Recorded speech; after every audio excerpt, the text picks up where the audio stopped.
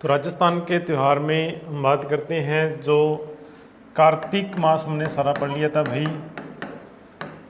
कार्तिक मास में कौन कौन से त्यौहार होते हैं इसको पूरा याद करना है कंप्लीट। कार्तिक के बाद हम पढ़ते हैं मार्गशीर्ष। कौन सा आएगा भाई? मार्गशीर्ष। तो मार्गशीर्ष में देखते हैं कौन कौन से त्यौहार होते हैं। बस याद करने के लिए सामान्य बात है कि मार्गशीर्ष जब भी ऑप्शन में आता है तो आपका बिल्कुल क्वेश्चन आसान हो जाएगा। मार्गशीर्ष में कोई भी त्यौहार नहीं होता, लेकिन फिर भी एक पूछा जाए तो आपको याद क्या करना है? कृष्ण पक्ष इनका क्या रहेगा? खाली रहेगा। और उसके बाद हम बात करते हैं जो शुक्ल पक्ष है, इसमें याद रख लो अंत में यानी कि पूर्णिमा को। कौन सी तारीख को भाई? पूर्णिमा को। और पूर्णिमा को क्या होगा? याद रख लो गीता जयंती लिखा होता है, गीता जयंती, ये याद रखना आपने। तो एक ही इसका क्वेश्चन बनता है मार्गशीर्ष में। तो मार्गशीर्ष जो होता है उसमें सिर्फ आपको याद रखना है गीता जयंती।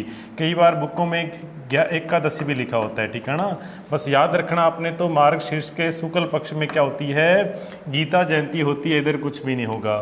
फिर उसके बाद आगे हम बात करते हैं 10वां महीना होता है पौष का। किसका भाई? 10वां महीना होता है पौष का। तो इसमें कौन कौन से त्यौहार होते हैं? पौष मास। तो बिल्कुल आसान है पौष मास याद करना, लेकिन याद रख लो ये कौन सा महीना होता है? 10वां महीना होता है।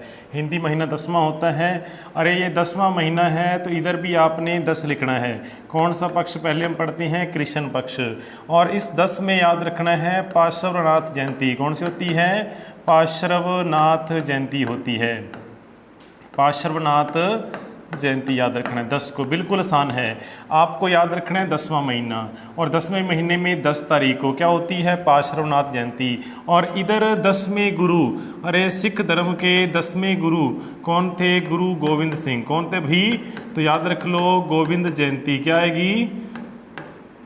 गोविंद सिंह जयंती आएगी। गुरु गोविंद सिंह जयंती आएगी, याद रखना इसको।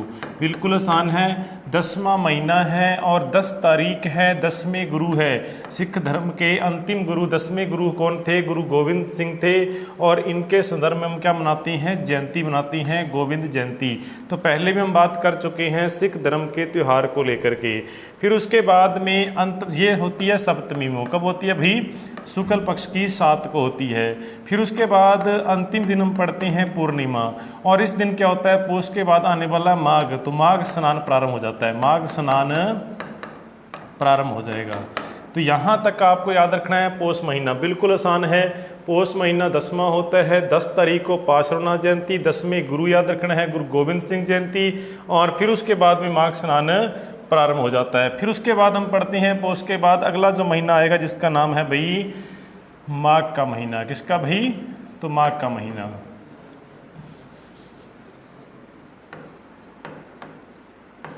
माघ। और इसमें याद रख लो जो हमारा कृष्ण पक्ष होता है, और कृष्ण पक्ष में माघ के महीने में क्या होता है? एक तो याद रखना अपने 4 को हम बोलते हैं तिल चौथ। तिल चौथ, या इसको बोलते हैं संकट चौथ। क्या बोलेंगे भाई? संकट चौथ। फिर उसके बाद इसी दिन आपको याद रखना है चौथ माता। कौन सी माता? चौथ माता। यानी कि जो तिलकूट होता है, और इसमें क्या होता है कि जो चौथ माता होता है, गणेश जी होता है, इनको भोग वगैरह लगाया जाता है। तिल चौथ, संकट चौथ या चौथ माता का मेला कहाँ लगता है? चौथ का बरवाड़ा सवाई माधोपुर में। फिर उसके बाद 11 को याद रखना है कृष्ण पक्ष की। 11 को याद रखना है छठ तिला एकादशी। छठ तिला एकादशी। छठ तिला एकादशी यानी 11 को होती है। और इस दिन क्या होता है आपको याद रखना चाहिए? काले तिल व काली गायें जो होती है इसका दान वगैरह दिया जाता है। तो छठ तिला एकादशी होती है। फिर उसके बाद अंतिम दिन होती है अमावस्या। क्या होती है अभी? अमावस्या। और इस अमावस्या में याद रखना आपने अंतिम दिन जो अमावस्या होती है इसको बोलते हैं मौनी अमावस्या। क्या बोलते हैं भाई? मौनी अमावस्या बोलते हैं। कहा जाता है कि इस दिन जो होता है मौन व्रत रखा जाता है। और ये मौन व्रत रखने से जो हमारा आत्मबल होता है उसमें क्या होती है? वृद्धि होती है। तो मौन व्रत, और इसी दिन कहते हैं कि जो भगवान मनु की अगर बात करते हैं उनका जन्म के दिन को लेकर भी ये जो दिन होता है मनाया जाता है। तो मौनी अमावस्या याद रखना है आपने। और ये हो गया माघ का कृष्ण पक्ष। फिर उसके बाद शुक्ल पक्ष की बात करते हैं तो 5 को याद रखना आपने, क्या होती है, बसंत पंचमी। क्या होती है भाई, बसंत पंचमी होती है। तो बसंत पंचमी होती है 5 को, जिस दिन पीले वस्त्र वगैरह पहनते हैं और बच्चे पतंग उड़ाते हैं। तो बसंत पंचमी याद रखना है आपके माघ के शुक्ल 5 को होती है।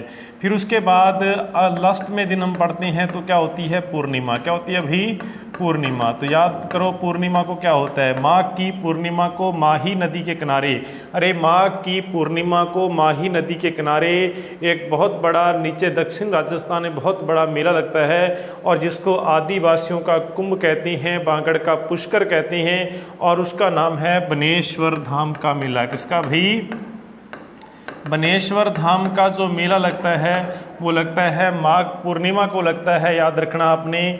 और ये कहाँ लगता है, डूंगरपुर के नवाटापुरा में 3 नदियों के संगम पर, 3 नदियों के संगम पर। ऐसे माही नदी, फिर ऊपर से आती है कौन सी, सोम, इधर से जाखम और इसके ऊपर लगता है बनेश्वर का धाम का मेला। और ये होगी हमारी जाखम, कौन सी होगी भाई, जाखम नदी हो गई, सोम नदी हो गई और ये हो गई माही नदी। कौन सी होगी, माही नदी। तो 3 नदियों के संगम पर डूंगरपुर में बनेश्वर धाम का मेला लगता है, आदिवासियों का कुंभ कहलाता है। तो ये हमारा माघ पूर्णिमा, माघ का महीना हो गया।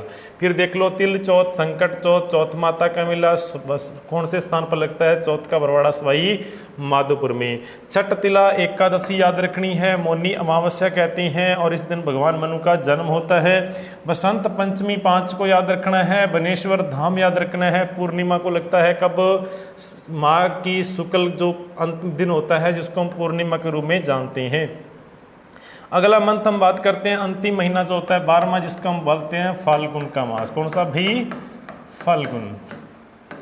तो फाल्गुन मास में क्या होता है, याद रख लो, फाल्गुन का जो कृष्ण पक्ष होता है और उसमें याद रखना आपने 13 को। क्या होता है 13 को भाई, याद रख लो, महाशिवरात्रि। क्या होती है भाई, महाशिवरात्रि होती है, शिवरात्रि होती है।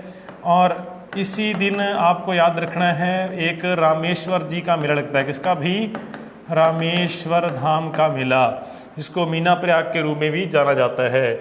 और शिवाड़ का मेला भी कह दें तो भी यहाँ पर शिव के संबंध है, तो महाशिवरात्रि है, शिवाड़ का मेला है। और सोरत त्रिवेणी का मेला भी यहाँ पर लगता है, सोरत त्रिवेणी का मेला, सोरत त्रिवेणी का मेला भी इस दिन लगता है 13 को। फिर उसके बाद अंतिम दिन हमने पढ़ लिया था अमावस्या। अमावस्या को क्या होता है बता दो भाई, जाम्बो जी का मेला है। किसका भी, जाम्बो जी का मेला, जो वर्ष में कितनी बार लगता है, 2 बार। तो जाम्बो जी का मेला लगता है अमावस्या को।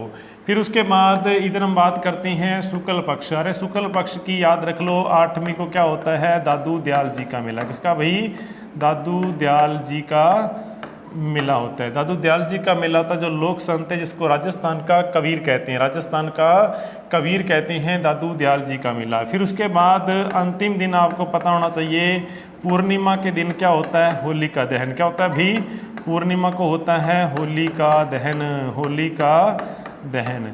तो ये हमारे कुछ मेले थे, याद रखना है। फिर उसके बाद ये त्यौहार थे हमारे, ठीक है ना, 12 मास थे। तो इन 12 मास में आपको याद क्या रखना है, मैंने पहले ही बताया था आपको क्लास स्टार्ट होते ही कि ज़्यादातर आपको याद रखना है, एक तो अष्टमी सब याद रखनी है आपने। कौन कौन सी अष्टमी है, शुक्ल पक्ष और कृष्ण पक्ष वाली सभी मास की, ठीक है ना, जो भी है।